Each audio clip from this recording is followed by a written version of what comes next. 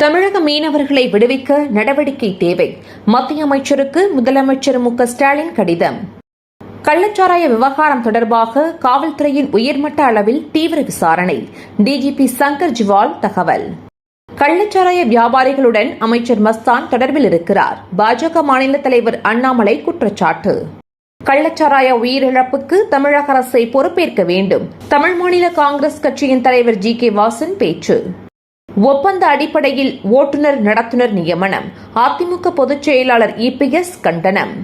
முன்னாள் அமைச்சர் செந்தில் பாலாஜியின் நீதிமன்ற காவல் 40வது முறையாக நீட்டிப்பு.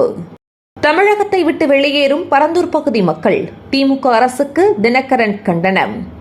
காஷ்மீரில் பாதுகாப்பு படையினர் மற்றும் பயங்கரவாதிகள் இடையே துப்பாக்கிச் சண்டை. 2 பயங்கரவாதிகள் சுட்டுக் கொலை. நீட் தேர்வுக்கு எதிராக நாடு தழுவிய போராட்டம். காங்கிரஸ் அறிவிப்பு. டெல்லி முன்னாள் முதலமைச்சர் கெஜ்ரிவாலின் நீதிமன்ற காவல் ஜூலை 3 வரை நீட்டிப்பு. நாடாளுமன்றத்தில் திமுக எம்பி தடுத்து நிறுத்தம். திரிணாமுல் காங்கிரஸ் கண்டனம். நாடாளுமன்றத்தில் சக்தி வாய்ந்த குரலாக பிரியங்கா காந்தி ஒலிப்பார். சசி தரூர் உறுதி.